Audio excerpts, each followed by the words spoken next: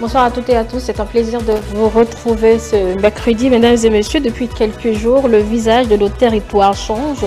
Sur l'ensemble du territoire national, les nouveaux exécutifs communaux sont connus, mais au-delà du rituel de l'installation de cette 5e mandature, une question de fond nous rassemble ce soir. Après 24 ans de marche vers la décentralisation, avons-nous enfin trouvé la boussole d'un développement réel à la base entre un renouvellement massif de la classe politique locale à plus de 80% et une réforme administrative qui redéfinit les rapports de force? Le maire de 2026 maîtrise-t-il complètement sa mission? Connaît-il sa place? Quelles sont ses marges de manœuvre? Nous ouvrons le débat ce soir. Merci de nous rejoindre. On s'installe.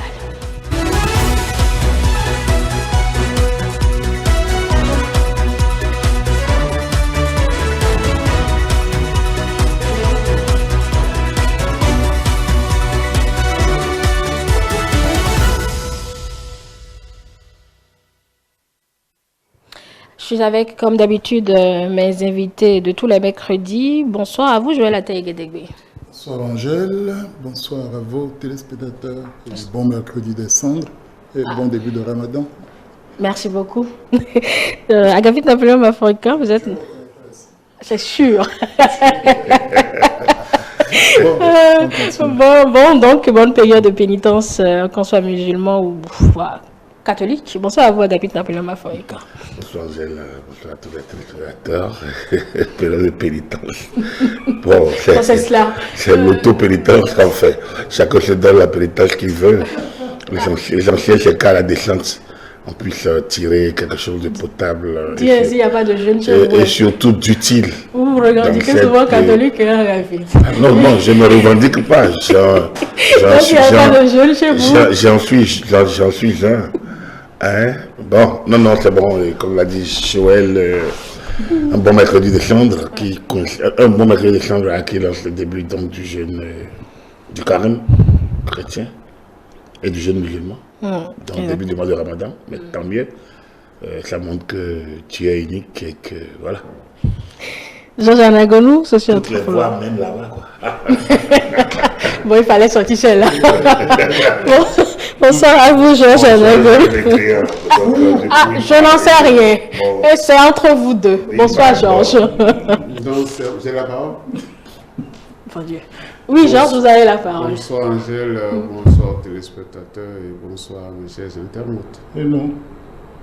Vous débrouillez. Allez, on démarre toujours dans cette ambiance conviviale. Mesdames et messieurs, le thème qui nous réunit, c'est l'installation des nouveaux conseils communaux. Nous nous interrogeons pour voir si désormais la route est balisée pour un développement local effectif. Mais pour comprendre où nous allons, regardons d'où nous venons, mesdames et messieurs. Il y a 24 ans, le Bénin cassait avec le modèle plus ou moins centralisé pour, disait-on, libérer les énergies. Joël Ataïgedegbe, avec le recul, quels étaient les espoirs fondamentaux de l'époque et pourquoi a-t-on jugé nécessaire de rompre avec cette sorte de centralisation? Si vous parlez de centralisation, c'est que nous sortions du centralisme démocratique et d'un système de parti unique. Et, ma foi, on a vu que ça n'a pas opéré dans tous les sens. En tout cas, et à l'époque, il fallait jeter probablement le bébé et l'eau du bain. La tendance était de tout mettre de côté, presque sans discernement. Mais fondamentalement, parler de démocratie au niveau des institutions, Cour constitutionnelle, Cour suprême, Parlement, ça ne pouvait que garder l'idée de démocratie au niveau d'une élite, d'une minorité. Et on aurait été très loin de l'idée de démocratie signifiant pouvoir du peuple, par le peuple, pour le peuple. Et un des moyens d'opérationnaliser cette idée, quand même, c'est de faire en sorte que les administrés ou que l'administration soit rapprochée des administrés. Donc, il était nécessaire de réfléchir aux modalités d'une décentralisation qui ne soit pas trop lourde. Nous avons choisi le niveau de la commune. Nous avons fini par choisir le modèle de la commune, du niveau de la commune, parce que au départ, le choix n'avait pas été rigoureusement fait. C'était l'option pour la décentralisation. Et vous aurez constaté que les élections liées à la décentralisation n'ont pas été soumises à la même rigueur calendaire que les législatives, la présidentielle, qui figuraient comme telles, où ces institutions étaient déjà prévues directement, explicitement par la Constitution.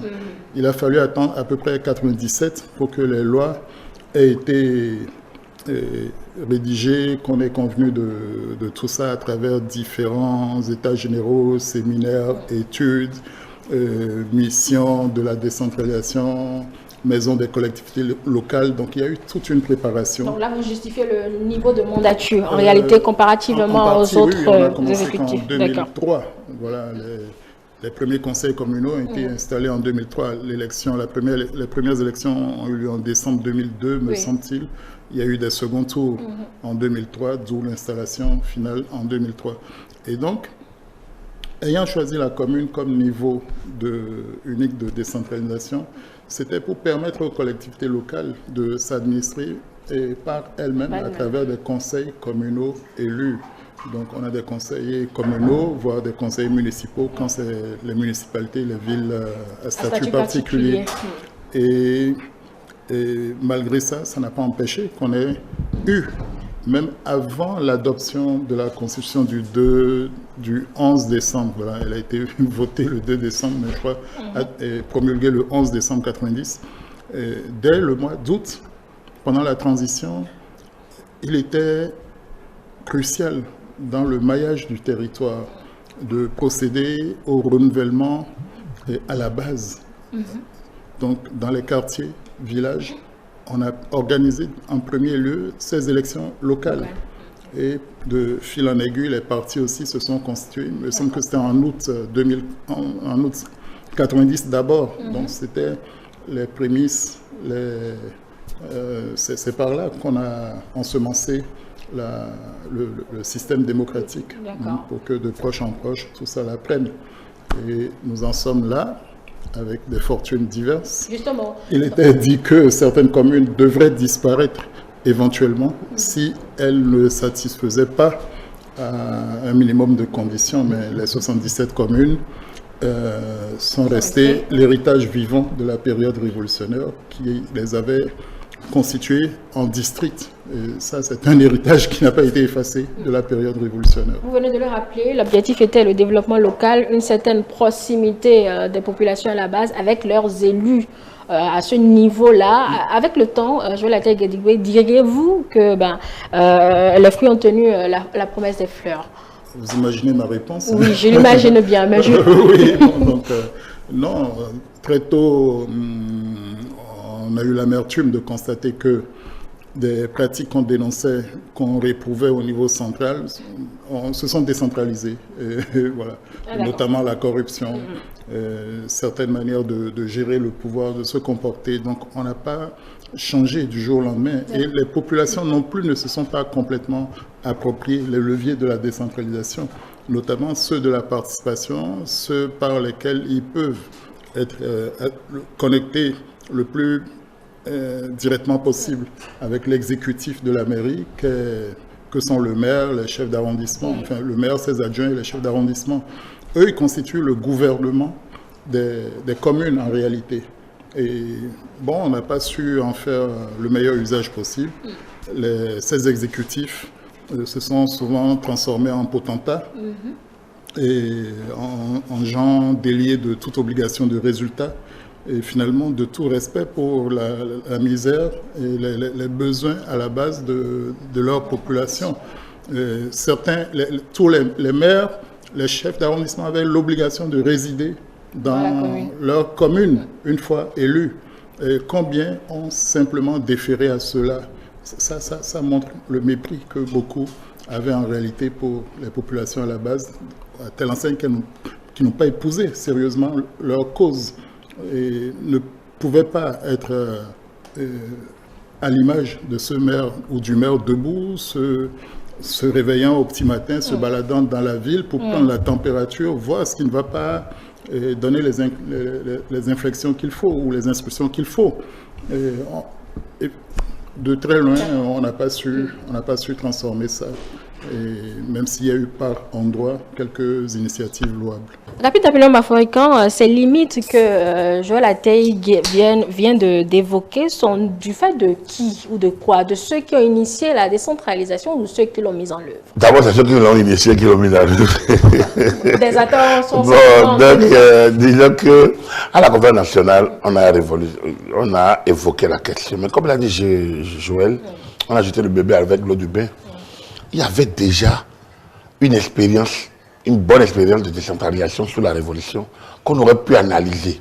Que les cadres qui sont chargés au ministère de l'Intérieur, de la décentralisation, à l'époque il n'y a pas de décentralisation, mais il y avait le ministère de l'Intérieur, de la Sécurité publique et de l'administration territoriale, après, sinon avant, même il n'y avait même pas l'administration territoriale. Alors, c'est les cadres qui auraient dû faire preuve d'inventivité. Ils ne l'ont pas fait. Je ne les accuse pas. C'était peut-être le niveau de réflexion de l'époque, c'est ce qui nous entourait. Mais on a jeté l'expérience des organes locaux du pouvoir d'État, qui était quand même l'expérience du pouvoir qui quitte la base vers le sommet. Le peuple s'y retrouvait parce que les élus provenaient de lui, même s'ils étaient obligés de lire 3 pour n'avoir qu'un. Mais 3 étaient quand même élus. Alors, dans la mise en œuvre de la décentralisation, il y a eu les différents moments que Joël a évoqués, mise en comité interministériel, les gens ont voyagé, ils ont regardé d'autres expériences, on a dit, on garde un seul niveau. Moi, je pense qu'on aurait dû être plus inventif et beaucoup plus courageux en allant au deuxième niveau en même temps. Le deuxième niveau aurait permis de permettre aux populations à la base de continuer à sentir l'administration proche d'eux, au même moment que le contrôle régalien de l'État peut commencer de point de vue mixte, c'est-à-dire un schéma mixte au niveau déjà de la commune de 77, de 1977, des 77 communes, c'est-à-dire la répartition, le découpage de 78 qu'on n'a pas touché. Ainsi, l'arrondissement aurait pu être le premier niveau de la décentralisation, avec le chef d'arrondissement comme le membre élu. Puis aujourd'hui, c'est l'unité. L'arrondissement est la circonscription électorale en matière des élections communales. Donc, on aurait pu garder ce niveau et faire de la commune le deuxième niveau et garder le préfet à son niveau actuel. Et il y aurait eu une complémentarité entre la base de l'arrondissement et les communes, et donc des communes. À l'État central, il y a le préfet qui est là, le maire et le conseil communal pouvant jouer le rôle de conseil régional ailleurs. Bien, on ne l'a pas fait. On a gardé un seul niveau. Mais malgré qu'on a gardé un seul niveau, on n'a pas fait mieux. Parce qu'on n'a pas anticipé ou on n'a pas voulu. On a attendu 13 ans, ça a commencé, mais on n'a pas préparé l'avènement des maires. Oui, pas du tout. Pas du personnel. Pas de moyens, aucune politique de rétrocession d'un certain nombre de services qui devaient revenir aux administrations locales. Et donc, les batailles ont commencé. On veut, c'était une expression même, et il faut rétrocéder, il faut retourner les moyens aux communes, personnels, moyens roulants, et moyens marchands, tout ce qui a comme, même le Bayaba qui doit revenir aux communes, il faut batailler pour ça. Et après, on a déconcentré, où on a décentralisé l'État du sommet vers la base, du coup. Donc, la faute à qui? À mon humble avis, c'est la faute à tout le monde. C'est-à-dire que les cadres qui étaient à la décentralisation de l'époque n'avaient pas une vue large de l'affaire et se sont contentés du minimum. Je dis, je ne les accuse pas, bien au contraire, je les salue parce que bon, c'était peut-être leur niveau d'ouverture et de réflexion. C'est quand même de gros cadres, de grands cadres, des gens, du point de vue de l'administration générale. J'ai pu côtoyer certains parce que j'étais un peu intéressé à ce secteur au début. Donc j'ai pu côtoyer, j'ai voyagé avec certains. Donc du coup, j'ai compris, ils étaient animés de bonnes intentions. Mais je pense qu'ils n'avaient pas la carte, ils ne voulaient pas prendre de risques pour éviter des débordements que tout le monde redoutait. Mais avec le temps, le maire est toujours resté, on va dire, l'autorité lointaine du citoyen, Lointain, non, puisqu'il est toujours dans son... Le problème, c'est que le maire doit batailler pour avoir les moyens. Ouais. Au même moment, le maire doit jouer le rôle politicien, c'est-à-dire qu'il doit cogner l'adversaire politique du milieu. En fait, le citoyen était son dernier souci. Les organes locaux n'ont pas tourné. Le maire n'était pas... D'abord, même la question de chefferie traditionnelle qu'on n'a pas réglée fait qu'il y avait double autorité aussi sur le terrain. L'autorité de chef traditionnel qui a un pouvoir. Et la politisation des renouvellements des chefs à leur mort en a rajouté au tard de départ, si bien que tard politique, absence de moyens pour travailler et combat au tas central, corruption, concussion, tout ça, absence de moyens, tas politique, guerre politique de leadership entre le maire, parfois le préfet, ou bien le maire, et c'est l'adversaire du conseil communal, d'institution à ne pas en finir de maire, remise en cause de l'ordre à l'interne, combat de leadership entre le maire et le député, tout ça a éloigné totalement l'administration décentralisée de celui et de ceux dont il doit s'occuper, les populations. Voilà un peu l'histoire du départ qui s'est corrigée progressivement, mais franchement, on a pris un mauvais départ. Justement, on a pris un mauvais départ. Même lecture chez vous, Georges Anagono. Vous avez connu la sous-préfecture? J'étais encore très jeune. J'étais encore très jeune. C'était pas votre C'était pas. J'étais très jeune. Non, ce que je voudrais dire, c'est vrai, ils ont raconté l'histoire. Mais bon, dans cette décentralisation, je dis ça peut-être au demande de la décentralisation issue de la révolution populaire. Et en fait, lorsqu'on a fini de monter sur la table et qu'on a choisi et qu'ils sont allés représenter après, il restait plus grand chose. Il restait plus grand chose entre les administrés et leurs élus en ce moment-là. Donc, faisant le bilan de tout ça, on a effectivement choisi, comme ils l'ont dit, après la conférence nationale, qu'il faut maintenant, on a voulu rapprocher la gestion de la cité du citoyen. D'accord?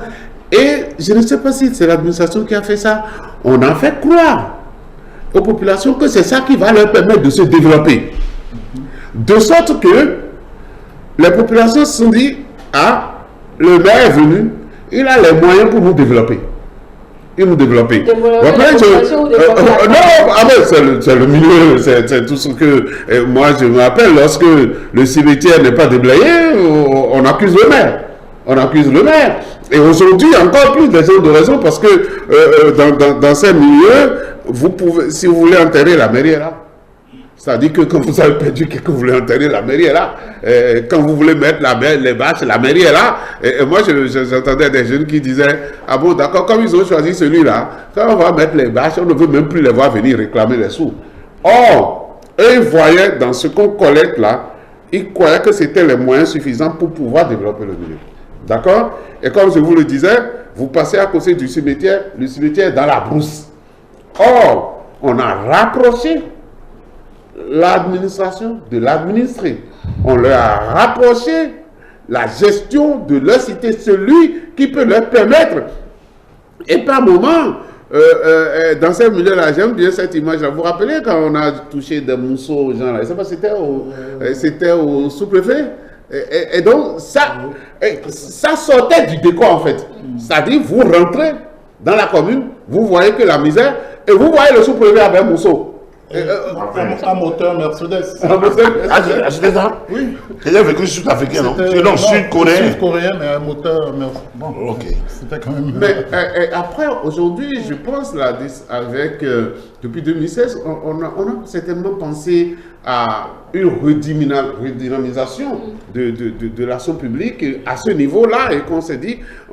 Mais ça reste aujourd'hui, quand vous allez, vous voyez le véhicule du maire, vous voyez le véhicule du SE, et puis après, vous ne voyez plus rien dans la commune. Il n'y a plus rien.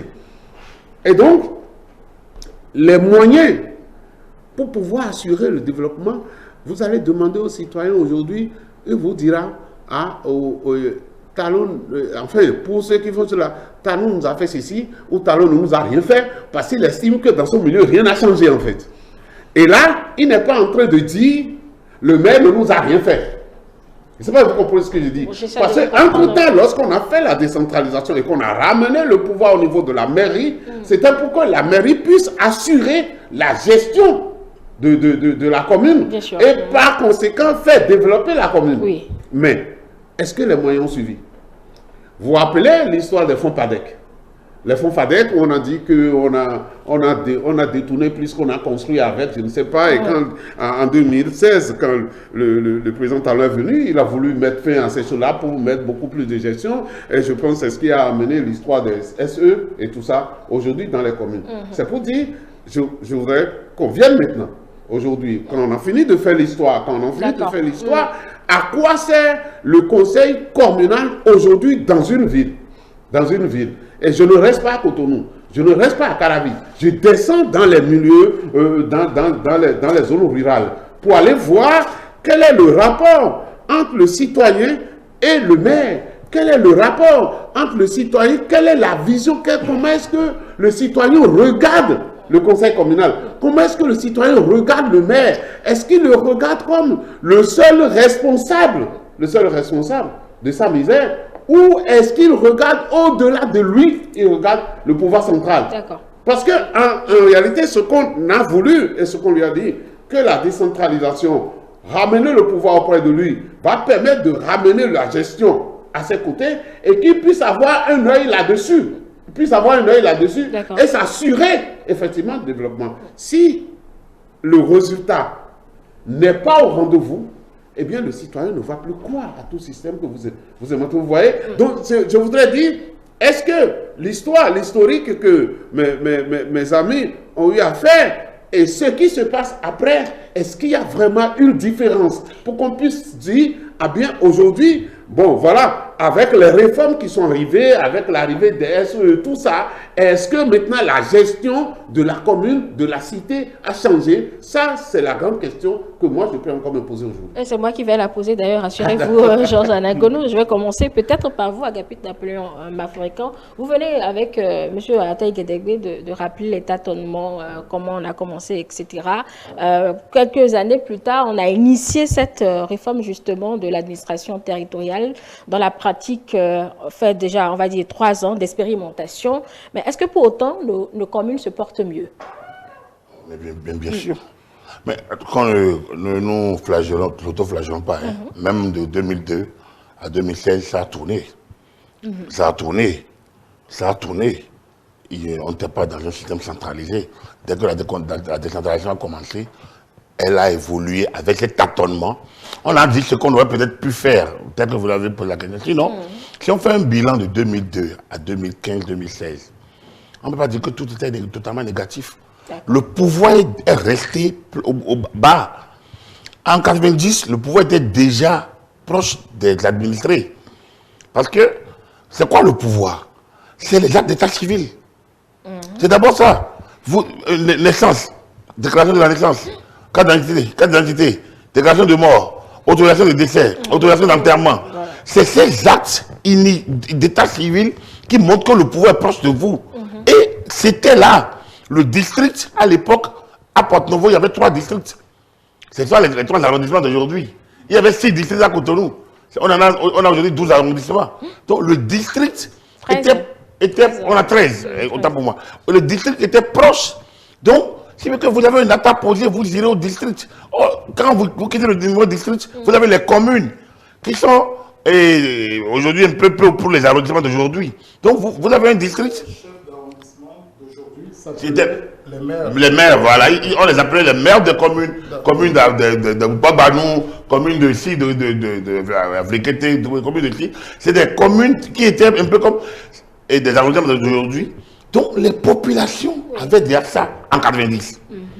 La décentralisation et le renouveau démocratique étant venu, comme on a dit, on a jeté le bébé avec le bébé. C'est ça que je disais qu'on aurait dû comprendre ça. Ils l'ont gardé les structures, ils ont changé les noms. Ils ont changé les noms, donc le chef de district est devenu sous-préfet, mais Cotonou est devenu circonscription urbaine, et donc les villes, ce qu'on appelle un statut particulier. Oui, bon, moi j'ai pas envie de parler. Comme on a dit en 90, c'est pas la peine que je retrouve. Il y a eu des baptisations. Donc, circonscription urbaine, Cotonou, Porte-Novo, Parakou. Donc, ils ont devenu après un village statut particulier. D'accord. Je reviens sur ça pour dire, ça n'a plus remonté. Avant la décentralisation, il n'y a pas eu une recentralisation. Donc, il n'y avait pas centralisation en 90. D'accord. Il y avait déjà la décentralisation. La Constitution l'a prévue. Elle est redevenue effective versus conférence nationale et au niveau démocratique en 2002-2003. Il y a eu plein de tares que nous avons ciblés. Oui. Mais on ne veut pas dire moins que les populations avaient accès à ces services à leur porte. C'est quand même important. C'est pas comme l'autre qui voulait prendre son mandat et qui a fait tellement de va-et-vient dans le mandat de Sembène Ousmane, non? Dans ce roman, le mandat. C'est vrai, c'est Sembène Ousmane. Alors, non, on a quitté ces moments-là. Bien. Alors, pourquoi on a fait les réformes de 2015-2016?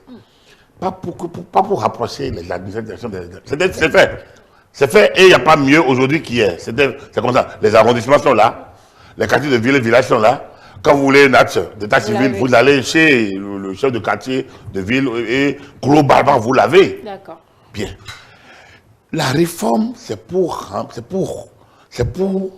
affermir la gestion. Un peu pour optimiser, donner des moyens et que ces moyens ne soient pas dispersés dans d'autres champs. Donc, la réforme de 2016, donc, qui est la réforme Talon, qui est intervenue vers 2001, non? Ou 2002 La réforme Talon 2022. La loi est de 2021. Cette réforme est intervenue pour corriger les tares qu'on a constatés sur les 2 décennies donc de la décentralisation. C'était juste ça. Pour moi, il n'y a pas autre chose. C'est pour corriger les tares. Déjà, le comptable, lui, provenait de l'État central. Le comptable, il provenait, mais il n'était pas l'ordonnateur. Lui était le comptable de la ville, de la commune.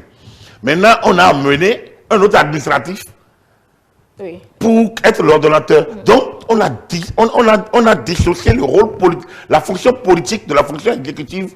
La fonction politique étant celle du maire, qui préside le conseil communal ou municipal, qui vote le plan de développement en cohérence avec le programme national et donc qui contrôle sa mise en exécution, qui met au travail le SE, qui suit, qui lui rappelle peut-être, mais qui n'est pas son chef opérationnel.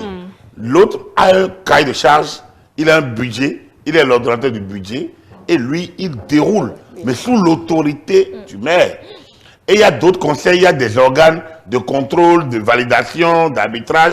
Et sous l'autorité, après, il y a la tutelle du maire, du préfet, qui a une tutelle beaucoup plus a posteriori qu'a priori sur un certain nombre d'actes. C'est-à-dire qu'ils n'attendent pas l'autorité du maire, du préfet. On ne soumet pas tous les actes à la validation du préfet avant de les prendre dès lors que ça répond au pouvoir régalien des collectivités territoriales. Donc, la décentralisation est en marche. C'était en marche avant 2016. Ça a repris en 2016 en 2002 avec une manière plus rationnelle de capitaliser les moyens. Et l'État a mis les moyens en même temps. Il a parlé de 2 véhicules. Oui, il y avait un avant. Mais les véhicules commencent pas à devenir plus que 2. Parce que dans certaines communes, les autres directeurs administratifs ont commencé par avoir de petits véhicules de commandement aussi. Enfin, pas de commandement, administratif, au moins pour travailler. Les arrondissements, ils ont commencé par avoir un peu de moyens. Et ainsi de suite. Je pense que sans mettre en place encore le personnel des collectivités décentralisées, on a commencé à doter nos communes de ce qu'il a manqué avant pour les mettre au travail. Et ça, c'est tout le sens, à mon humble avis, des réformes de 2022. C'est vraiment donner les moyens. Mais il me semble qu'on n'est qu'au début, parce qu'avec le temps, nous devons avoir un certain nombre de mécanismes qui uniquement adaptés aux collectivités décentralisées. Il y a les moyens, mais il y a tout, à mon humble avis, le fait qu'il n'y ait pas eu un audit administratif rendu public. C'est sûr que ça existe. Ça existe. Mais ça fait que on peut parler un peu comme nous parlons aujourd'hui, sans donner des chiffres. Il a évoqué les fonds FADEC. Oui. Les fonds FADEC sont arrivés, bien, pas automatiquement au début. C'est au niveau de l'accompagnement de l'État.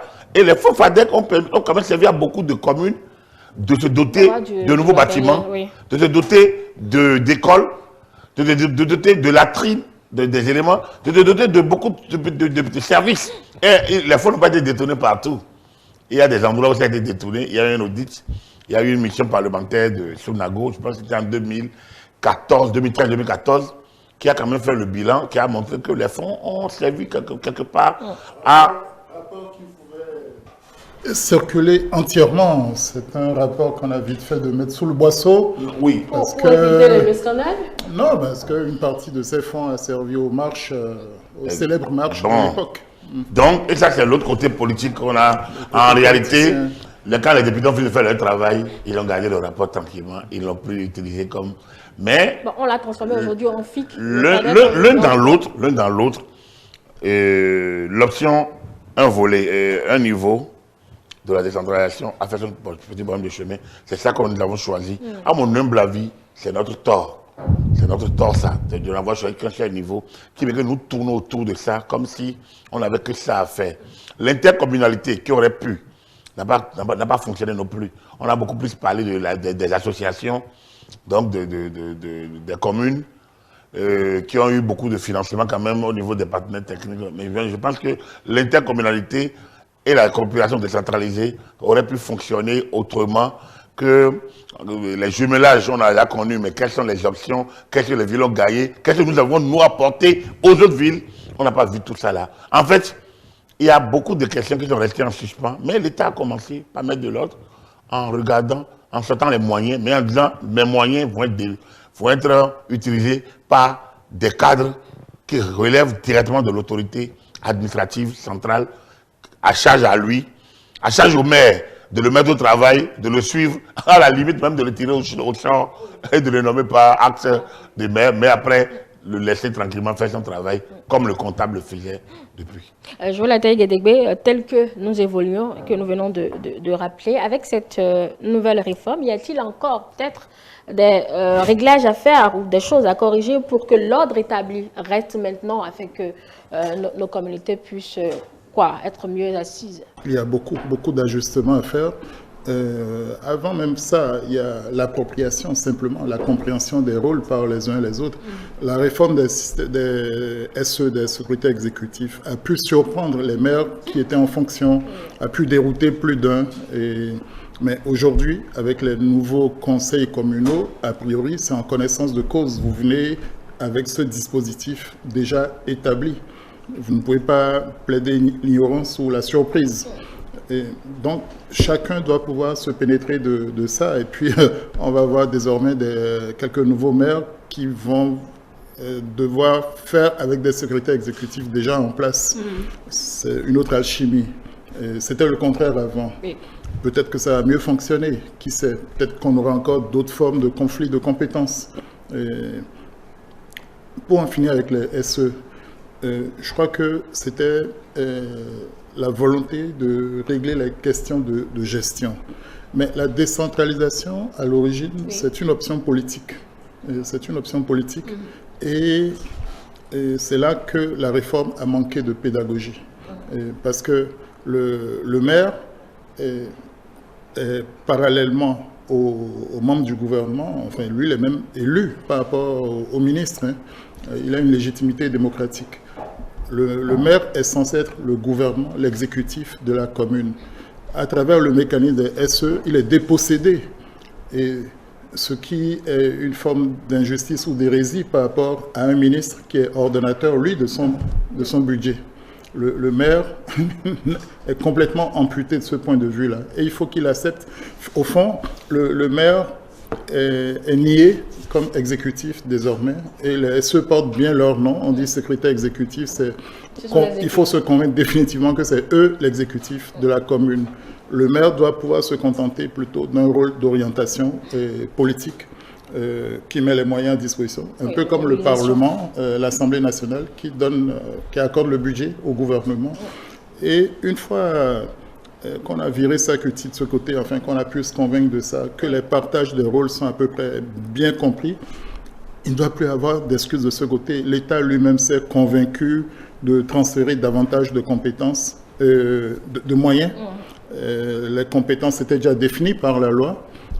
Il faut que concrètement maintenant cela soit suivi des faits.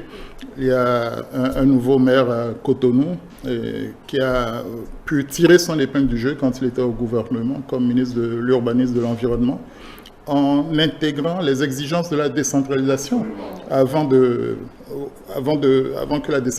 les conseillers ne commencent. On l'a vu par exemple à Cotonou et au niveau de certaines communes, transférer vraiment les compétences de son ministère vers les communes.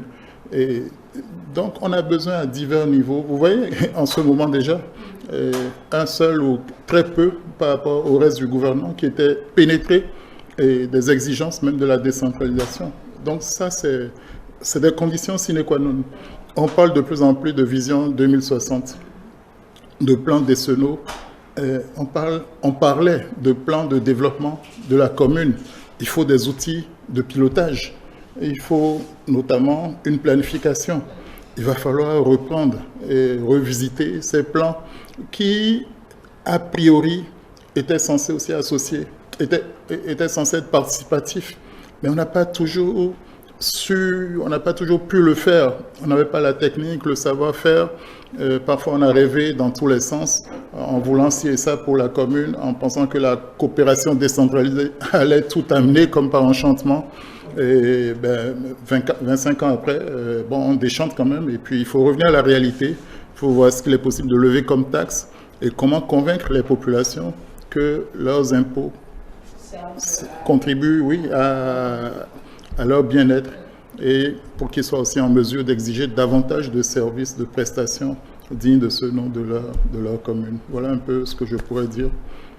Oui, Georges Anagono, vous vous interrogez tout à l'heure sur, bien évidemment, ce que cette réforme, à quoi cette réforme a servi. Bon, je pense que les réactions de vos prédécesseurs ont quelque peu mis sur tapis ce qui a changé, comment on a également évolué avec la mise en place de cette initiative des SE, même s'il y a quelques différends qui touchent le maire et ce secrétaire exécutif. Oui, la différence, ce que je dirais, c'était lorsque la décentralisation est arrivée, qu'est-ce qu'on a mijoté à la population, c'était qu'on rapproche la gestion de votre cité de vous-même. Donc, c'est un de vos élus, quelqu'un d'entre vous qui doit pouvoir le faire désormais. Donc, du coup, vous décidez de vous-même. Seulement, ça n'a pas... c'est-à-dire, quand on a fini d'élire le maire, c'est fini, au fait. Ça ne suivait pas systématiquement. Et c'est normal, parce que nous sommes dans l'administration, en fait. Et le truc de la réforme avec les SE, si vous vous rappelez, je ne sais pas, il y a 2 ans, on est revenu là-dessus. Ou bien il y a 1 an, on est revenu là-dessus. Le gouvernement est revenu là-dessus pour dire non, désormais, il faut proposer 3 SE et le maire choisit un. Il fait l'entretien, il choisit un. C'était parce que au début, on se disait, à partir de l'expérience des SE, les maires se sentaient, comme je le disais, dessaisis de leurs responsabilités. Et moi, je sais que dans des communes données, on vous dira, le conseil communal a voté le budget, nous avons le BTA, mais ça ne bouge pas parce que le SE ne veut pas, bouger. Peut-être que les SE aussi, en ce moment-là, marchaient sur la pointe des pieds parce qu'ils ne voudraient pas qu'on les tape du poing. C'est vrai qu'avec le temps, tout ça là sera huilé et les gens feront beaucoup plus confiance les uns aux autres. Et à partir de ce moment, on va travailler pour le bonheur des populations. Vous voyez ce que je dis? Donc, ce que j'évoquais, qu'est-ce que le citoyen sentit? Qu'est-ce que le citoyen d'une ville a pu sentir? Et on ne peut pas dire que dans chaque commune, sous une mandature, rien n'est fait. C'est pas vrai. Il y a eu des fonds qui sont arrivés, il y a eu des choses qui sont à faire. Et quand vous mesurez, même le gouvernement a pris des décisions, des réformes qui vont directement à la satisfaction des besoins des populations, parce qu'Agapit parlait tout à l'heure de lorsqu'il y avait les districts et tout, où les gens pouvaient aller au district, faire leurs papiers et tout. Maintenant, ça a changé, ce n'est plus ça. Et ça, c'est une réforme impulsée par le gouvernement central qui permet de rester chez soi et de demander l'acte de naissance ou de faire cela. Ça, c'est des réformes qui sont parties du gouvernement. Ce qu'on attend désormais, avec la décentralisation, qu'est-ce qui est parti du conseil communal? Et qu'est-ce que le conseil communal a pu faire si même ce sont les fonds mis à disposition par le gouvernement? C'est d'ailleurs sur ça que le conseil communal doit rendre compte. Et c'est pourquoi on disait, lorsque le système, on a amené la réforme des SE, on s'est posé, mais qui va rendre compte à la population? Ce n'est pas le SE. Il n'est pas élu, il n'est pas connu. C'est le maire qui est élu, c'est le conseil communal qui est élu. C'est pour ça qu'on a essayé de réformer un peu la dernière réforme du gouvernement qui a dit, bon, mais prochainement, c'est 3 candidats qu'on présente et le maire choisit un pour se sentir proche. Parce que s'il ne travaille pas en harmonie, le développement de la cité va en partie. Donc, c'est vrai, on ne peut pas tout faire en un jour, mais ce dont on est en train de parler, c'est de faire en sorte que le peu de moyens qu'on a, qu'on puisse utiliser pour que le citoyen puisse commencer par habiter la réforme. Le citoyen puisse commencer par habiter la décentralisation, puisse commencer par savoir que cette école-là, désormais, c'est la mairie qui gère l'école. Ce n'est plus le gouvernement central qui gère l'école. Et à partir du moment où il y a des choses qui ne marchent pas dans une école donnée, c'est à la mairie qu'il faudra aller demander des comptes. Et que certainement que la mairie aura à disposition des moyens qui lui permettent de... Parce que nous parlons... La mairie aussi est censée mobiliser les ressources. Oui, bien sûr, oui, bien sûr. Vous ne connaissez pas les ressources de chaque mairie. Oui, chaque commune a ses particularités. Je ne connais pas. Moi, je sais que chez moi, enfin, ce qu'on prend, on prend sur les bâches, on prend sur les enterrements. Bon, ce n'est pas ressources pérennes, ça. Ressources pérennes, ça, hein, les marchés, bon, voilà. Donc, ça soit sûr. Les enterrements, ça c'est pérenne, tout le week-end, il y a toujours enterré. Donc, ça peut rapporter gros. Je ne sais pas. Donc, vous voyez, ça dit que, oui, ça fait aussi partie du niveau central. Nous avons des ressources que l'État gère et l'État doit déférer ces ressources-là. Rappelez-vous cette querelle à Cotonou au niveau de la gestion des marchés. Oui. Sur Soglo et sur les Alliés aussi un peu. Le grand marché, surtout. Voilà. Le marché international. Je ne sais pas si on a fini par régler ça, je ne sais pas, ou si c'est toujours resté dans le truc. D'ailleurs, on a nommé n'existe plus. N'existe plus, voilà. Sinon, jusqu'au moment où la SOGEMA existait, on n'avait pas déféré. Et aujourd'hui, qu'on a construit de nouveaux marchés, par exemple, il faut aller voir comment c'est. Quelle est la responsabilité de la mairie? C'est une agence nationale. Non, même avant ça, la SOGEMA a continué sa belle vie. Absolument. Et donc, il n'y a pas eu de transfert. Voilà, moi je me rappelle que au niveau de la gestion des carrières, par exemple, dans des villes données, l'État veut avoir sa main dedans et gérer, et la mairie dit non, c'est sur mon territoire, c'est moi qui dois. Donc, au fur et à mesure, on va certainement définir et redéfinir la collaboration entre l'État central, qui reste très fort, et la décentralisation et la mairie, qui a besoin quand même d'un certain nombre de moyens pour se faire sentir, pour faire sentir à la population, à la base, quelle est l'évolution, quel est le développement que nous sommes en train de vivre dans notre pays. Et c'est en ce moment qu'on dit, lorsqu'on est à 5% de développement, comment on appelle économique, non, 5% de...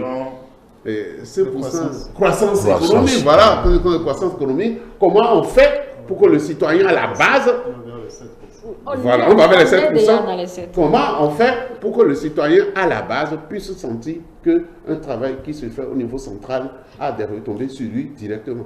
Bon, voilà. Nous avons posé, on va dire, la question ce dimanche à notre invité, M. Adoukonou, sur ce que cette réforme a changé concrètement dans notre pratique de la décentralisation. Je vous invite à suivre un extrait de M. Gildas Adoukonou et on revient dans ce studio pour aborder le second axe de notre débat, l'installation de ces nouveaux maires qui viennent et ce qu'ils pourront faire leur marge de manœuvre avec cette collaboration avec les SE. Oui, après le son, vous aurez la parole à Capitaine Napoléon Africain. On écoute Gildas Adoukonou. Quand je prends toutes les autres communes en dehors du Grand Koué, vous avez une dépolitisation des services sociaux de base, du fait de la séparation du pouvoir politique, d'accord, des services administratifs qui a été opéré, n'est-ce pas, par le nouveau code, d'accord, qui aujourd'hui a conféré aux maires exclusivement des pouvoirs de gouvernance politique Et l'animation des services publics locaux est désormais dévolue au secrétaire exécutif. Ce qui fait que vous venez solliciter un service public local, vous vous faites traiter avec une neutralité absolue. Le secrétaire exécutif étant l'ordonnateur du budget communal, de ce fait-là, qu'il est apolitique et qu'il a cette autonomie, pas une indépendance, qu'il a cette autonomie de gestion, il fait face aux citoyens en opposant à ces derniers leur fibre de participation citoyenne aux charges de la ville. Et cela a boosté, cela a fait vraiment évoluer au niveau de plusieurs communes les ressources propres. On a juste permis à l'administration communale de mieux fonctionner avec beaucoup plus de célérité et de neutralité. Et ça, nous qui avons fait de la première mandature dans la gouvernance territoriale, pour nous, c'est une avancée notable.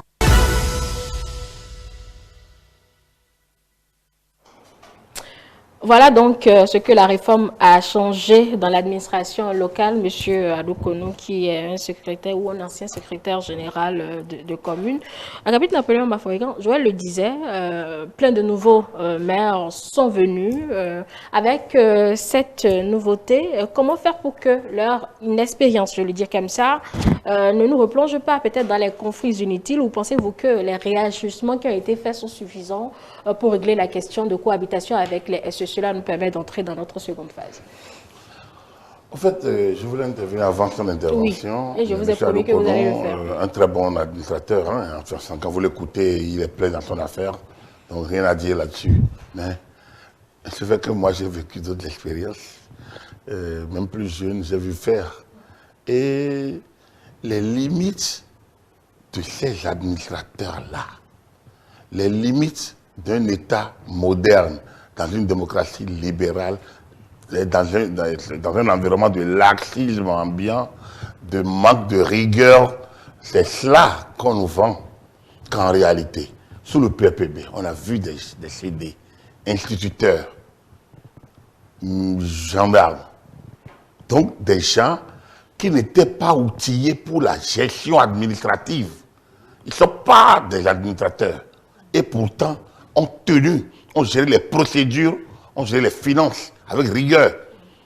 Aucun rapport de commission d'enquête, très peu ont remis en cause les gestions des CD. Très peu. Des préfets de province. Très peu. Et pourtant, la plupart des préfets de province, c'était des instituteurs et des gendarmes également. Et pourtant, ils exerçaient la tutelle convenablement. C'était un système décentralisé.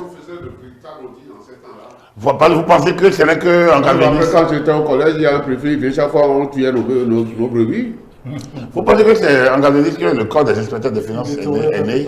Il y avait des inspections. Et lors des conseils des ministres, on nous rendait compte des rapports des commissions d'enquête qui ont été déférés pour contrôler la gestion de telles personnes. Donc, il y a même eu un ministère de l'inspection des entreprises publiques et semi-publiques.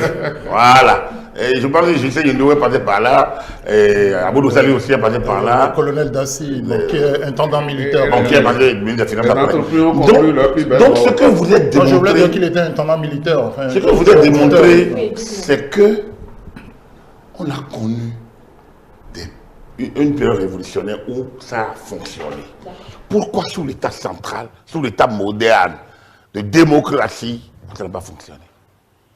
Et c'est pour ça que je dis, le Parti de la loi est venu avec sa solution. Mais moi, j'estime qu'on aurait pu faire beaucoup, on aurait pu être plus exigeant. Lui, il a eu les résultats. Il peut dire, c'est bon. Mais on n'est plus nécessairement dans la décentralisation.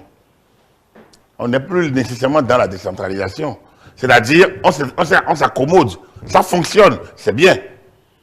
Mais on n'est plus dans la décentralisation. Dès lors que le chef de l'administration communale n'est plus ordonnateur du budget communal, il n'est plus maître de la gestion communale. Il est administrateur délégué. Lui, il s'occupe de volet politique. et le SE devient son patron en matière de gestion administrative et financière. Le personnel n'est pas sous le commandement du... Du coup, pendant les élections, qu'est-ce qu'on a évalué alors si le maire n'est pas responsable? Mais je vous dis qui est. Donc, moi, ça, c'est pas à moi de poser cette question. Le personnel n'est pas sous son commandement. Le personnel est sous le commandement du SE. Ah, donc, les travers qu'on a décelés de 2003 à 2015, ou bien de 2003 à 2020, ont conduit à cette approche. Mais cette approche a des limites qu'elle nous écarte d'une responsabilisation claire et nette que doivent avoir les conseils décentralisés et leurs conseils élus dans les gestions des affaires qui leur sont propres. Dès lors que le SE vient d'ailleurs tirer au sort et qui prend la gestion. Donc voilà le contexte aujourd'hui.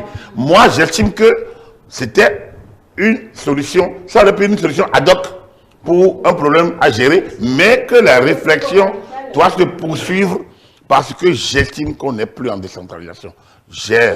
Comme je dis, je suis un touche à tout. J'ai fait le développement local et je ne pense pas que les collectivités décentralisées, c'est pour ça que j'évoquais le deuxième niveau tout à l'heure. Le deuxième niveau aurait peut-être pu permettre de gérer au mieux, comme c'est des conseils régionaux, de prendre une partie de la gestion de ce que les maires ont aujourd'hui, surtout pour ce qui concerne les gros sous, les grosses dépenses, l'aménagement du territoire, et qui doivent aller au-delà d'une commune, donc essayer donc de capitaliser. Et l'État, en tant que avec le ministère en charge du cadre de vie, qui est le ministère un peu le plus opérationnel avec les communes. Le ministère de la décentralisation, ça c'est le ministère administratif et technique, mais l'autre, le ministère du cadre de vie, c'est le ministère le plus opérationnel, parce que le cadre de vie, l'environnement, l'habitat, l'urbanisme, tout ça est inclus dans la gestion territoriale. Donc, les nouveaux venus vont entrer pour 7 ans dans le moule. Et bon, ils n'ont pas le choix. Ils deviennent des maires. J'écoutais le maire de Parakou. Dans son discours, je me disais, mais bon, est-ce qu'il comprend que ce n'est pas lui? Est-ce qu'il comprend que ce n'est pas lui qui... Et que si le SE... Il sort de l'administration. Il vient de là. Mais est-ce qu'il comprend désormais que les rôles changent? Que son patron d'hier, qui est le SE, s'il se maintient, va le regarder d'abord comme son cadre d'hier. Mais mieux que ça, non, je ne vais pas parler de la patronne de la radio de Koutouna. Elle, au moins, elle n'avait pas comme chef l'administratif de la mairie. C'est une consoeur que je salue par ailleurs. Pourquoi pas? Au moins, on a un journaliste aussi parmi eux, quoi. Donc, le maire de Parakou était un cadre sous l'autorité du SE. Alors, il prend maintenant le statut de la mairie. Je pense que c'est le cas le plus patent, un peu de cet attelage délicat qui va produire des effets, nécessairement des effets de gestion, c'est sûr. Mais l'appropriation politique de la décentralisation pose un problème à ce niveau-là. Le maire, les nouveaux élus vont s'accommoder. Ça va peut-être faire école avec le temps. On va dire que c'est la trouvaille béninoise. Mais si vous êtes puriste, vous êtes quelqu'un de rigoriste dans l'analyse des effets, dans l'analyse de la mise en œuvre des pouvoirs décentralisés, on peut rester sur sa fin par rapport à cet attelage-là. Mais, comme je l'ai dit, c'était une situation, on a voulu parler au plus pressé. L'État éjecte de l'argent, l'État a envie de suivre. Ça montre que l'État fait face à la défaillance de ses services ordinaires de contrôle, à ses moyens de coercition, à ses moyens donc de sanction, ou bien et a préféré régler le problème d'une autre manière. Donc on a contourné la difficulté, on a pu la gérer. Ça peut prendre du temps, on l'aurait géré. Donc voilà un peu, si je dois m'exposer sur ce qu'on a pu faire, on dit de prendre 2 heures. Et Georges voit déjà que je parle trop. Donc alors je vais me taire là-dessus. Chacun aura son temps de parole. Donc voilà, donc les nouveaux venus vont s'accommoder. Parce que c'est déjà là.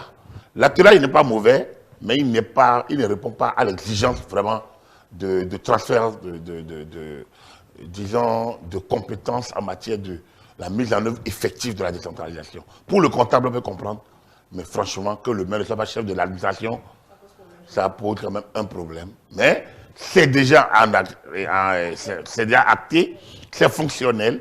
Le nouveau maire n'a plus cette question à se poser, puisque si on quitte l'enthousiasme de notre très jeune maire de Parakou, j'espère que son enthousiasme va vite se transformer en une prise de conscience que désormais, il s'occupe de la mobilisation politique, de la coordination au niveau communal ou municipal de Parakou. Il coordonne,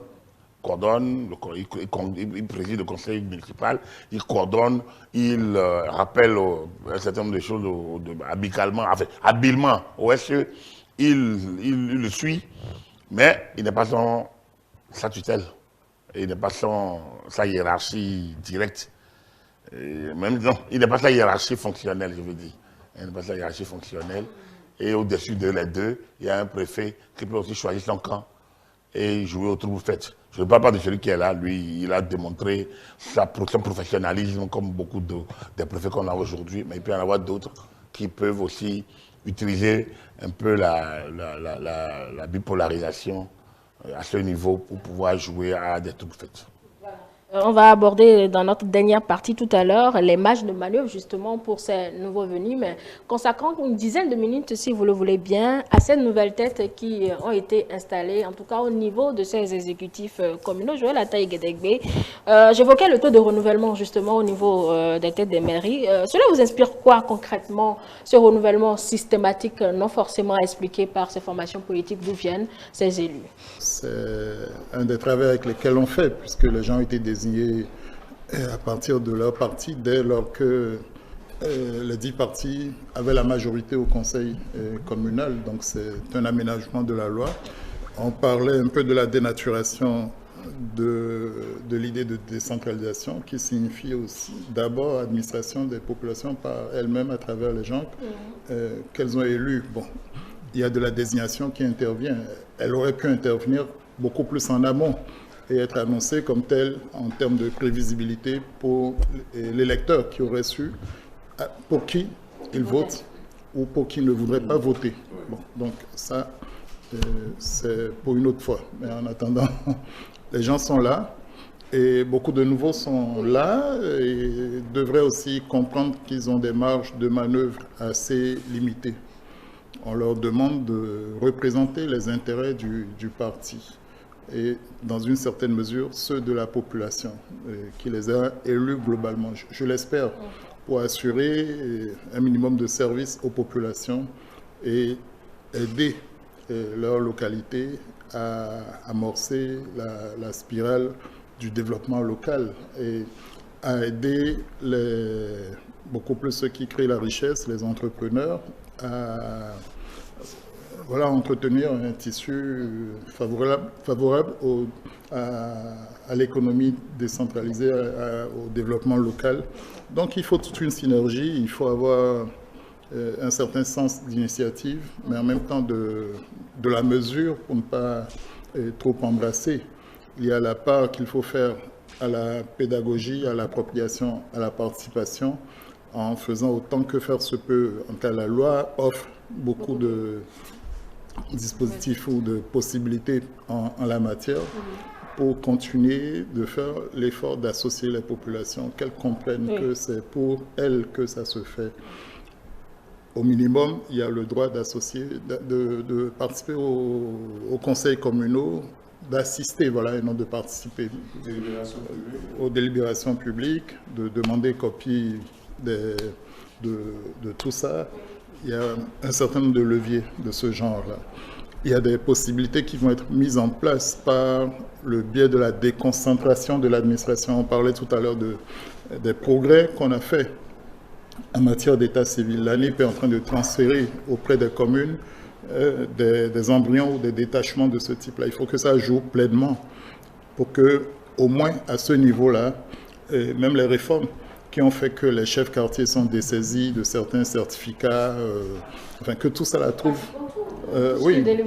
Entre-temps. Voilà, chacun doit trouver sa place. Vous voyez, les chefs quartiers sont désignés sur la base du score réalisé par les partis dans leur quartier ou localité. Et c'est un enjeu de pouvoir, c'est un enjeu de quadrillage du parti, d'anticipation. Et donc, l'un dans l'autre, il faut que tout cela puisse s'articuler et qu'il y ait un minimum d'harmonie pour dynamiser le développement local. La décentralisation pour la décentralisation, ça n'apporte rien. C'est le développement local l'enjeu. Comment on fait pour assurer ça, pour que les écoles fonctionnent, que les centres, que tout ce qui est sport et autres, l'épanouissement de la population, que les entreprises locales aient des raisons d'être, qu'on soit heureux de développer quelque chose chez soi. Et il y a des possibilités, mais que si même on n'est pas de la localité, si on n'est pas de là, que l'équité joue et qu'on ait accès à la commande publique. Il y a eu beaucoup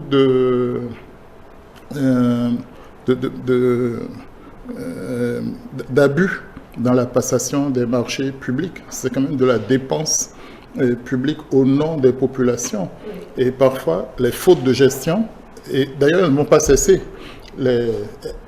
On en a vu, et fort heureusement, le gouvernement a su sanctionner assez rapidement certains SE et que sais-je encore. Voilà. Donc les indélicatesses de ceux-là peuvent entraver, compromettre le développement local, l'accès des populations à l'eau, aux routes, aux écoles, que sais-je encore, à l'investissement public qui doit être fait, qui est censé être fait en leur nom. Si la commande publique est paralysée, est perturbée, ou par le SE, l'administration, ou par les politiques, comment les populations demandent-elles des comptes? Comment arrête-t-on la saignée pour que, surtout ces mandats de 7 ans, qui ne vous permettent pas de sanctionner politiquement, de sanctionner par le renouvellement, comment on fait pour que ce ne soit pas une sinécure et un blocage de ces communes-là? Voilà les défis. La question était plus pour savoir ce à quoi vous renvoyez, ce taux de renouvellement. Il est fait par les partis politiques. Je veux croire que c'est une option et tournée vers l'efficience, vers la satisfaction de ses besoins. Je ne suis pas dupe qu'il y ait des raisons politiques de positionnement, de récompense, de sanctions. De ce point de vue-là, ça, on ne vous le dira jamais. Ce qui est visible, c'est ça, c'est le développement local, c'est la manière dont on a conduit. C'est sur ça qu'on peut se prononcer, à moins qu'un parti nous dise, oui, j'ai préféré tel parce qu'il est plus efficace même au niveau du parti. On le saura tôt ou tard. Georges Anagono, les sorties... Il y a eu quelques... Oui, je l'ai, Georges, quand même. Les sorties par les partis politiques ont-ils, on va dire, réalisé l'exploit demandé ou ils ont été inefficaces pour qu'on constate ce niveau de... Dans la réforme partisane, on a dit qu'on verra les partis plus forts. Les partis forts. Je me rappelle de la loi interprétative de 2020 qui, depuis ce moment-là, leur a rendu la main pour qu'ils puissent choisir ceux qui doivent diriger les destinées de notre commune. Au fait, ça fait que les nouveaux maires vont faire face à deux défis. Le premier défi, ceux qui n'étaient pas attendus au sein de leur parti politique. Parce que quand vous allez dans le conseil communal, il y a deux partis aujourd'hui, disons-le, c'est eux qui ont... il y a l'UPR et PABR. C'est ça. Non, ça veut dire que ce que je veux dire, les dirigeants du conseil communal viennent de ces deux partis-là. Déjà, voilà quelque chose qui est génial, c'est-à-dire que vous allez dans toutes les communes, selon l'accord de gouvernance, il y a toujours BR, UPR dans le conseil communal, dans l'exécutif. Dans l'exécutif. C'est que dans ça, moi j'ai suivi, par exemple, dans une commune à côté, bon voilà, pour ne pas désigner, Caravi, tu sais, pendant la campagne, les gens de BR ont commencé par dire que la majorité passait, que c'était UPR. et que par conséquent, c'est à eux qu'il faut réclamer des comptes par rapport aux résultats. Vous voyez ce que je veux dire? Mais l'accord de gouvernance a fait que, d'ailleurs, c'est UPR qui a sorti la note circulaire dès le départ, qui nous a montré que sur tout le territoire national, il ne peut pas avoir un conseil communal où les effectifs n'est composé que des gens de UPR, même si ils ont une majorité écrasante, toute seule. Ça, c'est déjà une bonne chose, c'est-à-dire, c'est de pouvoir, parce que n'oublions pas que nous sommes lancés dans un mandat de 7 ans. Dans un mandat de 7 ans, donc les uns et les autres, à la touche, pendant 7 ans, ne feraient du bien à personne. Ne ferait du bien à personne. Donc moi, je pense que c'était... ça, pour moi, c'est une bonne chose. Mais quand je disais 2 défis, qu'il doit pouvoir se faire accepter politiquement, c'est qu'il y a des maires. Il y a des maires dans des conseils communaux qui n'étaient pas attendus là. Ils n'étaient pas attendus là, il faut le dire. Et là, ils sont venus là. Bon, Joël essayait de l'expliquer un peu par la décision du bureau politique. Par la décision du bureau politique. Et en ce moment, la majorité du conseil communal s'est sentie comme dépossédée, en fait, de celui, peut-être que les autres, ils attendaient, c'est-à-dire si on leur donnait l'occasion de passer aux élections, celui que eux, peut-être, ils allaient choisir. C'est une méconnaissance de la loi. Ils peuvent avoir leur ambition. Et que la loi ait dit autre chose. C'est plutôt ça. Et non, même dans cette ambition que le parti a, le parti détient la primauté, le parti peut aussi, peut-être par un petit sondage, aller choisir celui qui vraiment va les représenter. Eux qui sont dedans là, ils ont fait quelle élection? C'est la question. Quel référendum, quelle élection les a mis membres du conseil là? L'homme est fait de cette manière que quand lui il a passé par là pour y arriver, voilà, il n'attend pas que quelqu'un d'autre passe aussi par là pour y arriver. C'est de la nature de l'homme. Non, c'est de la nature de l'homme. Oui, d'accord. Du coup, c'est une réalité qui existe dans les conseils communaux aujourd'hui. D'accord? Mais le parti, non, c'est quoi le premier défi alors pour un maire pareil, c'est de se faire accepter par les siens pour pouvoir travailler ensemble avec eux. Il faut déjà faire ce premier travail, d'accord, pour se faire accepter. Et puis après, ils ont des ambitions. Ils ont des ambitions. Or, le bilan passé est comme toujours à leur parti. C'est-à-dire, il y en a qui, c'est leur parti qui a été majoritaire au sein du conseil communal passé. Donc, on pouvait dire qu'on a mis en place leur politique. Et ils sont venus. C'est là où peut-être interviendra l'individualité, la personnalité du nouveau maire. Moi, j'ai entendu dans une commune, on dit, comme il a un passé des œuvres sociales éloquent, donc ce passé peut l'aider. Je pense que quand on devient maire, on n'utilise plus le moyen des œuvres sociales, mais on utilise les moyens de la commune. Donc, ceux-là, ils ont aussi besoin d'être inventifs pour chercher à faire quelque chose d'autre que les autres ont fait.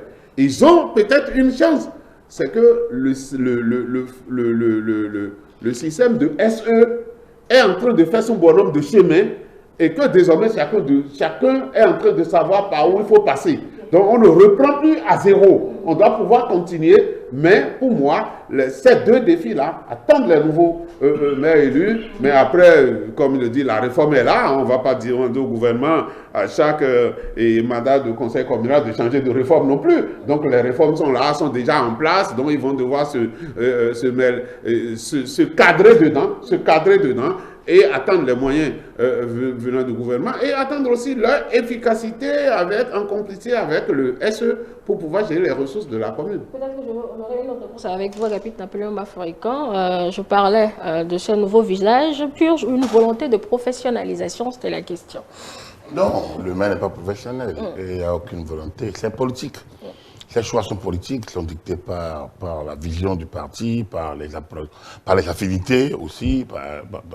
Quand vous les regardez, les profils sont différents, ce pas les mêmes. Sinon, bon, quelle région faire revenir Luc Ngadja à Cotonou? Il aurait pu rester expert au ministère de vie, il aurait pu être un consultant, il aurait pu ne pas prendre le leader de la commune et pourtant contribuer. Alors si on l'a fait venir, ça veut dire qu'il y a une attente particulière par rapport à Cotonou. Alors donc, là, par exemple, je prends son cas comme je prendrais le cas, par exemple, de Porto-Novo ou bien de Glazoué, où ça se joue alternativement entre communautés. Hein, alternativement. Alors, est-ce que c'est ça la gouvernance?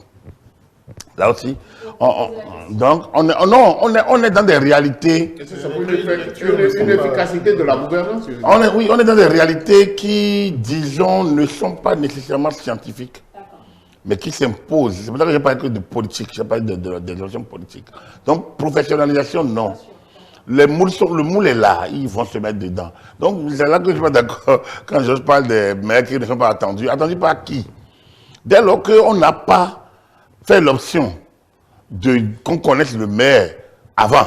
Normalement, c'est une liste conduite par telle personne. Dans tel arrondissement, la liste est conduite par telle personne. Dans tel arrondissement, la liste est conduite par telle personne.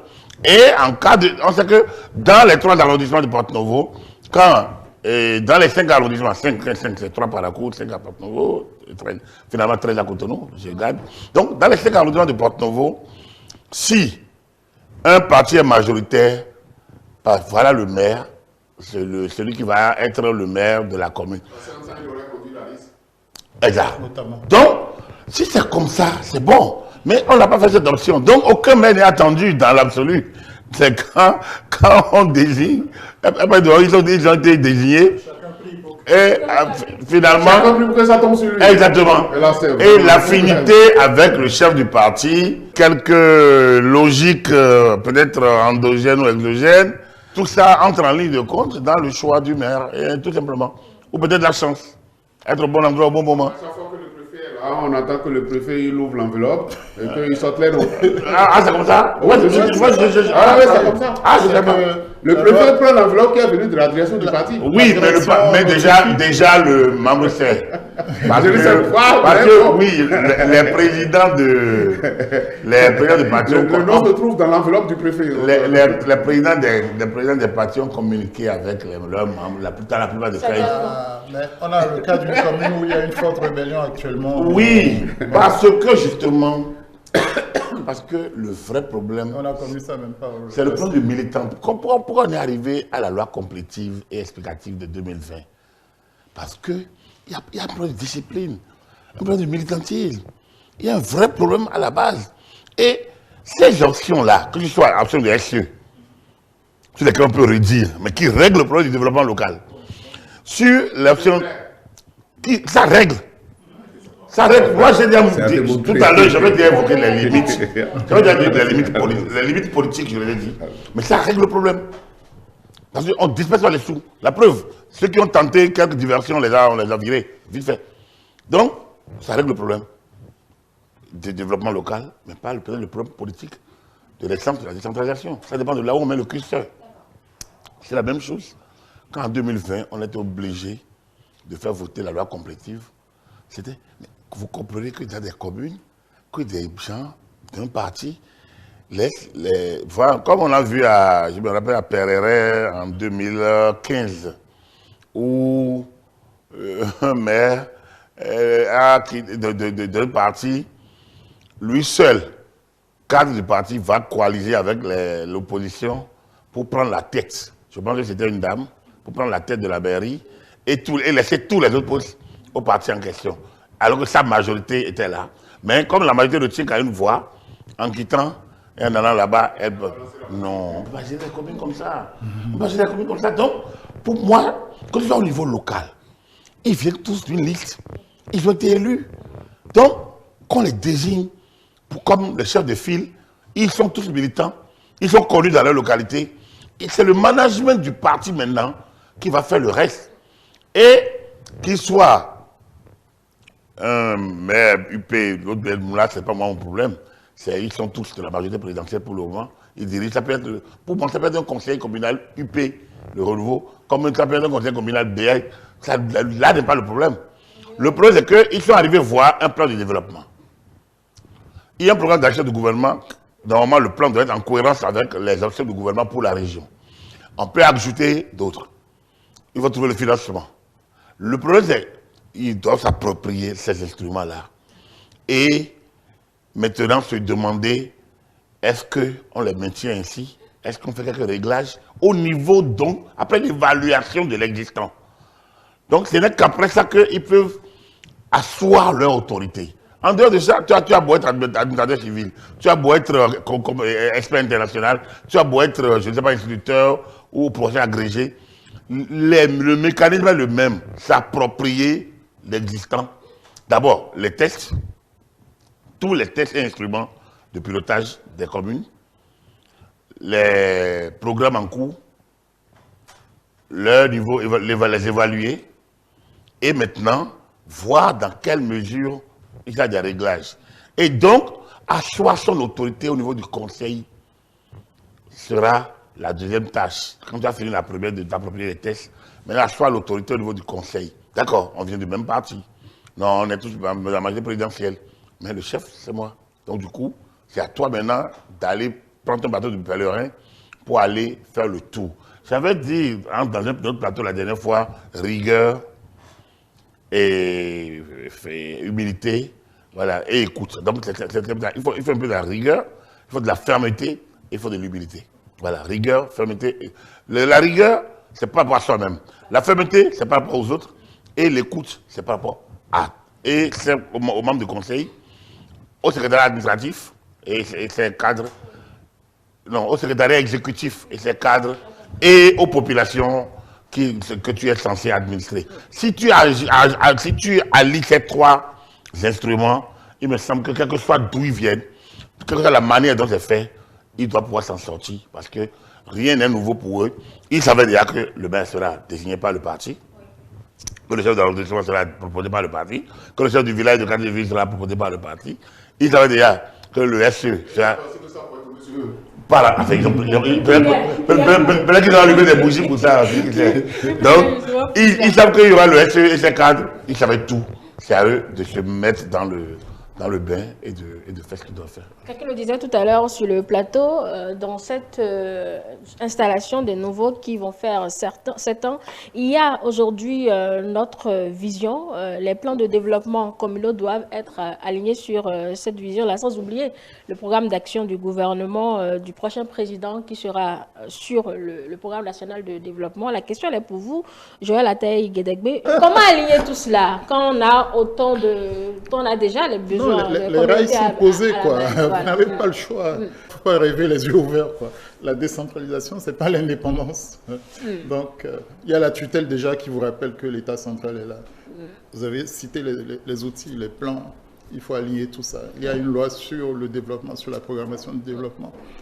Agapit a dit qu'il faut s'approprier les textes. Et donc, il faut commencer par là. Et puis après, vous allez constater que ça roule. Si ça ne roule pas, peut-être qu'on va déplacer les rails, mais c'est pas... Pour l'instant, les rails s'imposent à vous. Pour faire simple, vous savez, le maire n'est pas le chef d'État. On lui a concédé l'autonomie de gestion dans une des 77 découpages du pays. Dans une des 7 circonscriptions du pays, qui sont le découpage territorial communal. Bien. Mais il y a des instruments de gestion. Autour du préfet se passe beaucoup de choses.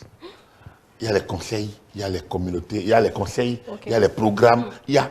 Et toutes les directeurs départementaux que vous voyez concourent à aider le maire à comprendre les politiques nationales. Donc la politique nationale prime d'abord sur tout. Après la politique nationale, maintenant, la politique locale, donc communale, s'aligne en tenant compte de la politique nationale en toute matière. Donc le plan, tout ce que vous avez dit, la vision 26 et la vision 60, la loi de programmation, le programme d'action du gouvernement sont des instruments importants sur la base duquel le conseil communal ou municipal doit travailler. C'est après qu'on regarde maintenant les particularités de la localité et les besoins spécifiques. À Copago, en 90, les gens préféraient construire un marché, alors qu'ils n'avaient pas besoin d'un marché. Mais on n'a pas écouté le conseil. Le gouvernement central a pensé qu'il leur faut faire des marchés. Le marché est resté là, sans jamais avoir été utilisé, alors qu'il y avait d'autres besoins à l'époque, en 1990. On avait fait un reportage sur la question. Aujourd'hui, il y a les programmes de développement conduits par les communautés eux-mêmes. Et donc, avant leur mise en œuvre, je pense qu'il y a la validation d'un conseil d'orientation. Voilà, oui, le PDC, voilà. Exactement. Et donc, il y a tout un mécanisme. C'est pour ça que je vous disais, c'est simple, maîtriser les tests. après la maîtrise des 13, prendre connaissance et s'approprier les programmes en cours. Essayer de les mettre en harmonie avec le septennat. C'est-à-dire, sous le septennat, quels sont mes défis? C'est qu'un nouveau président arrive, un nouveau programme d'action du gouvernement sans doute, il y a une loi de programmation qui est là, il y a le truc de 26 et le Bénin 60. Donc, lui ne s'occupe pas de Bénin 60. Par contre, si en 2030, on estime qu'à Parakou, on doit avoir par exemple les rails doivent quitter Parakou pour aller, ou bien on doit conduire les rails de type moderne vers Parakou, ça veut dire qu'il va demander, mais alors, quels sont les moyens dont dispose Parakou? Quel accompagnement le gouvernement central? Et ainsi de suite. C'est comme ça que chacun va essayer de gérer. Donc, du coup, il n'y a aucun problème d'alignement. Le problème, c'est le financement. Et là encore, le financement vient pour les programmes conduits par l'exécutif. Le financement est cherché par l'exécutif. Pour les programmes internes gérés directement par la communauté, les financements sont recherchés. Il y a l'impôt, il y a la fiscalité locale qui est alignée sur la fiscalité, sur le budget national au nom du principe de l'unicité de la caisse, mais ils ont aussi leurs spécificités. Et surtout les communes à statut particulier. Ce qui manque, c'est que durant un circuit, durant un mandat, on n'entend rien. En fait, il y a très peu de communication sur la vie des collectivités décentralisées. En fait, nous ne sommes pas suffisamment outillés. Il n'y a pas une communication qui descend, sinon c'est les activités du maire. Le maire a rendu visite, le maire a inauguré, non. Il faut que tout un programme, il faut que nous réfléchissions, nous fonctionnons le développement local. Si on fonctionne comme ça, vous allez voir qu'il y aura une fonction publique locale, il y aura une économie locale claire et nette. Donc, le plan de développement local, des collectivités locales, ça existe au niveau du ministère de la décentralisation. Il y a beaucoup de projets pilotés à ce niveau-là. Au niveau des ministères sectoriels, comme le cas de vie, il y a des programmes, il y a des projets. En fait, ça existe, mais on communique très peu dessus. C'est pour vous dire, côté technique, il n'y a pas à s'inquiéter. C'est le côté politique et l'arrimage des ambitions en harmonie avec les exigences de développement au niveau de l'État central. C'est peut-être sur ça qu'il faut peut-être avoir quelques appréhensions. Mais au niveau technique, tout est en place, tout existe. À mon humble avis, il n'y a pas de raison de crainte. Les cadres qui sont là sont des cadres d'un niveau quand même assez, en tout cas, suffisamment moyen, je veux dire, pour pouvoir comprendre et pour prendre en harmonie, et pour prendre le commandement et gérer ce qu'il faut gérer. Au cas extraordinaire où le maire, voire le conseil communal, serait d'un parti complètement opposé au gouvernement central, il n'aura pas d'autre choix que d'appliquer la politique déterminée par le chef de l'État, conformément à la Constitution. Si on est républicain ou on ne l'est pas. Donc, ces émotions, on les met de côté en matière de gestion. Non, je sais que le maire Bachami savait dire qu'un maire n'a pas de parti politique. Le développement local n'a pas de couleur politique. Alors, Jean-Jean ils s'installent pour 7 ans et que la route est suffisamment balisée pour eux pour le développement local effectif. Oui, en ce qui concerne les instruments de développement, comme on le dit, les instruments sont là. Les instruments sont là, donc du coup, il n'y a pas possibilité de naviguer à vue au niveau d'une commune, puisque vous devez rester dans les moules qui sont tracés. Mais je dis toujours, à côté de ça, il y a la personnalité et des gens qui veulent gérer. Il y a l'individualité. Et c'est en ça que les gens seront inventifs. Qu'est-ce que nous faisons pour que dans les mêmes conditions que nos prédécesseurs, nous puissions faire mieux? C'est ça ce qui les attend.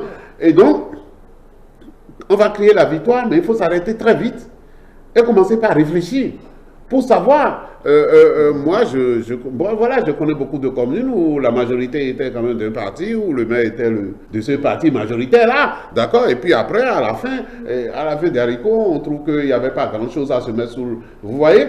Mais voilà le parti encore qui envoie quelqu'un d'autre, pour être encore le maire dans ces conditions-là. Qu'est-ce qui lui revient? Comment va-t-il faire alors pour que... Parce que lorsque nous parlons de bilan, nous parlons de ce qui est fait en faveur des populations. C'est ce qui est fait en faveur de ceux qui habitent, ceux qui sont les administrés de cette commune-là. C'est de ça que nous parlons. Et donc, un mec qui vient, Moi, je donne juste un exemple. C'est pas sûr que ça doit être un bon exemple. J'étais sur un plateau avec un ami qui disait que lui trouve que le bilan au niveau de Caravi, excusez-moi, est nul. Parce que pour lui, lorsqu'il arrive la nuit et qu'il quitte le camp jusqu'à traverser tout Caravi, il n'y a pas de lampadaire qui soit fonctionnel. Donc, tu vois? Et lui... Question acquis de droit. Donc, cela veut dire qu'aujourd'hui, une administration, non, un nouveau conseil qui vient doit travailler pour corriger ces choses-là. Et pour le corriger, Agapit le disait, ils font pas seuls, ils font avec le SE. Ils font avec le SE. Et donc, le pouvoir central, quelquefois. Voilà. Donc, du coup, il faut une complicité avec cela. C'est vrai, les ressorts, nous les avons mis en place. Nous sommes en train de les expérimenter. Il arrivera un moment de maturation. Et quand on sera à ce moment de maturation, et peut-être en ce moment que les retombées vont commencer par se faire remarquer sur le terrain, et donc, les besoins sociaux n'attendent pas. Les besoins sociaux n'attendent pas.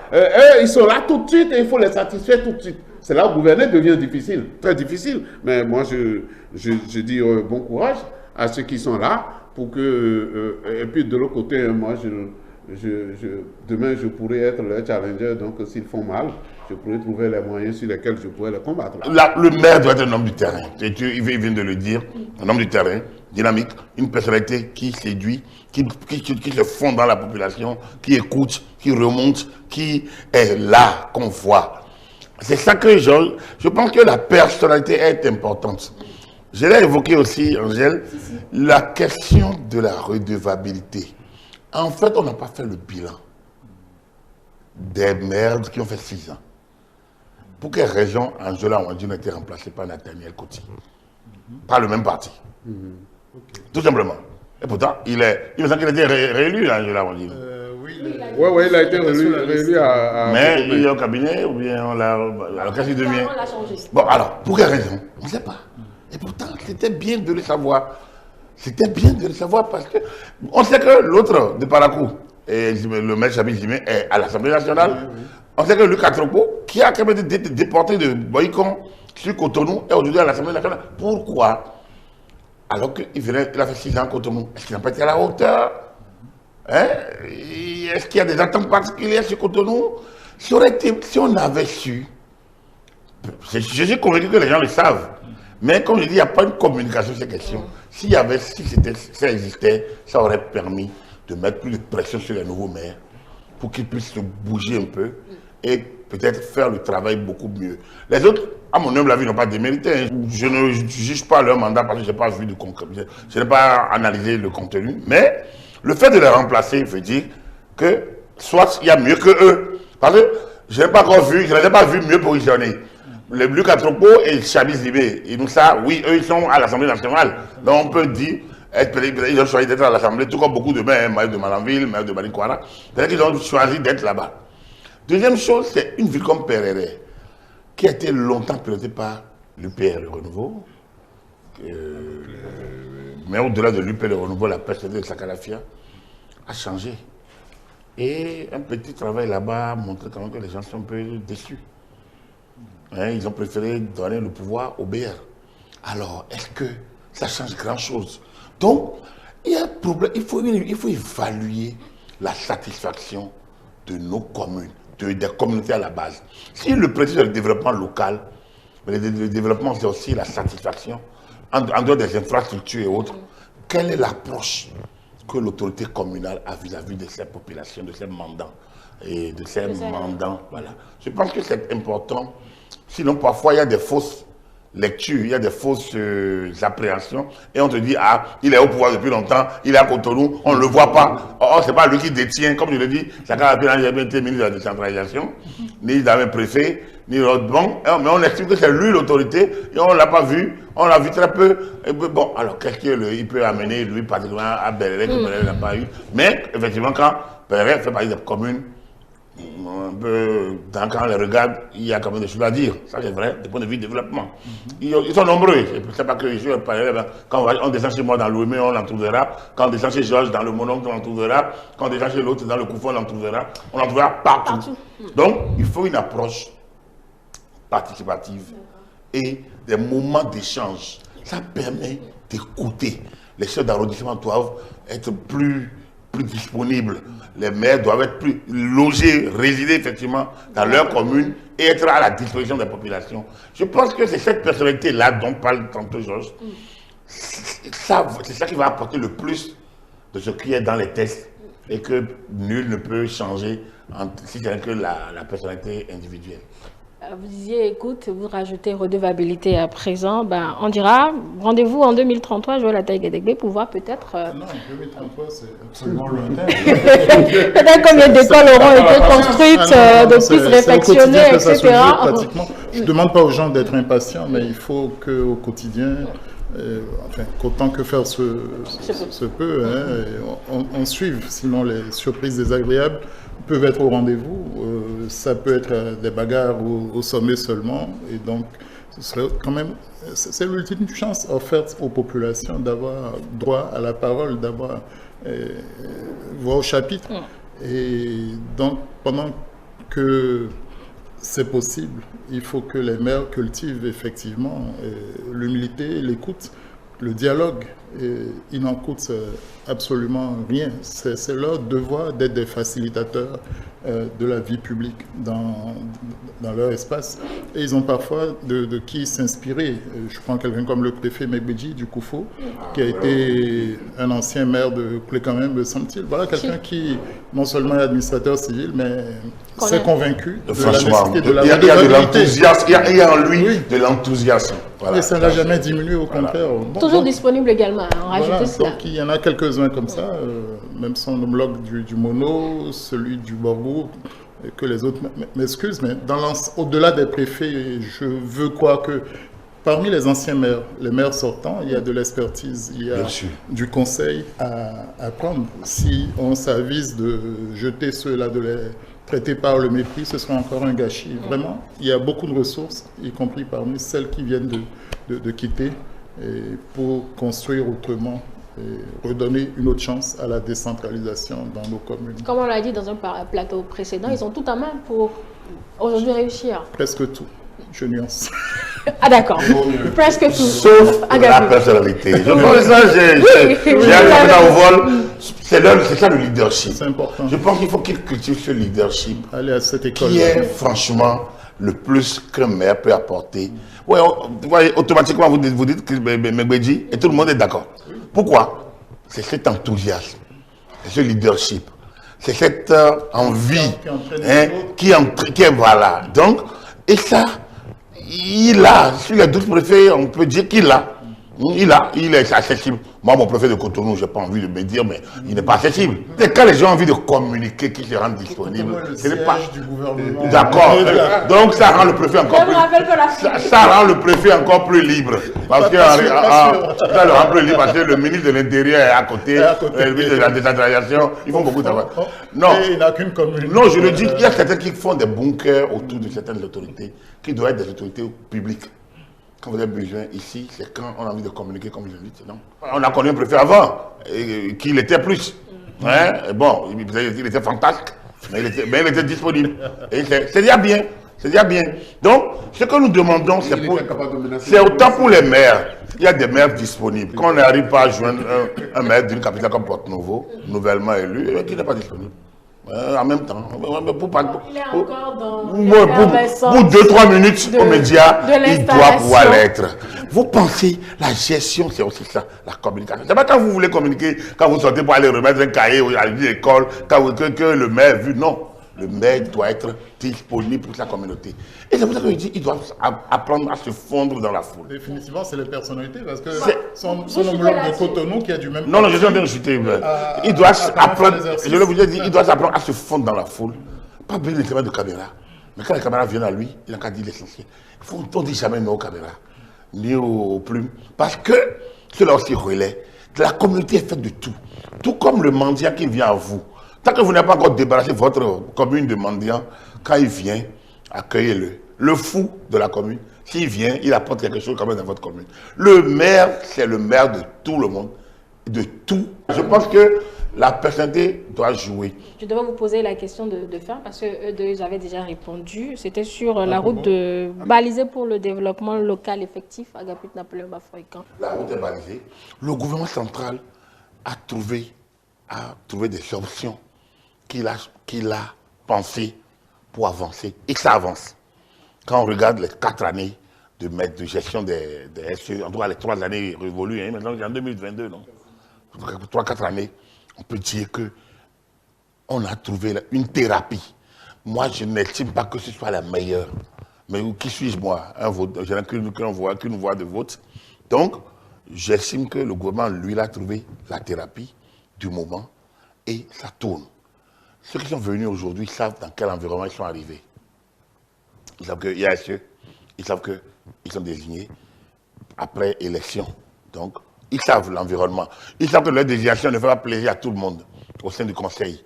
Donc, ils doivent se faire accepter par tout le monde, comme je l'ai dit, avoir l'humilité dans la gestion, dans les rapports avec les autres, gérer avec rigueur par rapport aux tests et fermeté par rapport aux principes, aux exigences avec les rapports qu'ils ont avec les autres. Avoir l'écoute, la disponibilité pour tout le monde. Même quand vous êtes dans la mélancolie, en tant que maire, un citoyen vous met la main, vous devez sourire, même mécaniquement, remonter votre vitre et continuer à pleurer. C'est-à-dire, ainsi ça doit être.